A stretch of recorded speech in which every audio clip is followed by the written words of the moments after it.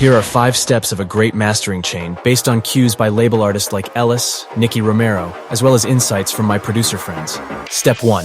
Linear Phase EQ. To start off our mastering chain, we'll use a linear phase EQ with low and high pass filters set at 30 Hz and 20,000 Hz. This move creates more headroom for the master, but also ensures that the phase and original sound of your kick remains intact. Oh, and don't forget to switch your low end to mono, as we can't localize stereo subfrequencies in a room anyway. Step 2. Compression or multiband compression. Compression reduces the dynamic range of your mix by bringing the loudest and quietest parts closer together.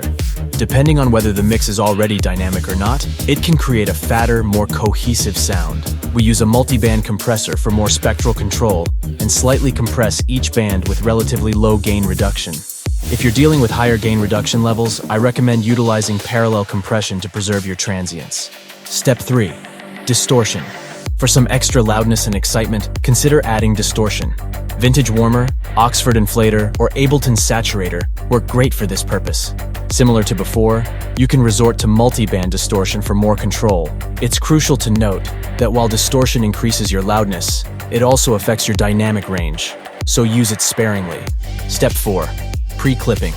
With pre-clipping, you can cut those transients that put a strain on your limiter, and as a result, push it harder. To achieve very loud mixdowns, it's a good idea to apply gentle clipping to various channel groups. This way you can save accumulated peaks in the long run. I've made another video on the topic if you're curious about this technique. Step 5. Limiter. Finally, at the end of our mastering chain, we have the limiter. Its main role is to keep the levels below 0 dB, preventing any internal digital clipping. So using a limiter helps to achieve a cleaner sound. Of course, if you prefer the sound of digital clipping in your DAW, feel free to do so. Some excellent limiters to consider are Fab Filter and Invisible Limiter. These are the 5 essential steps in a mastering chain. Remember, these steps are not set in stone and can be adjusted to fit your mix. Additionally, you can explore optional techniques like imaging or applying subtle EQ adjustments on the master.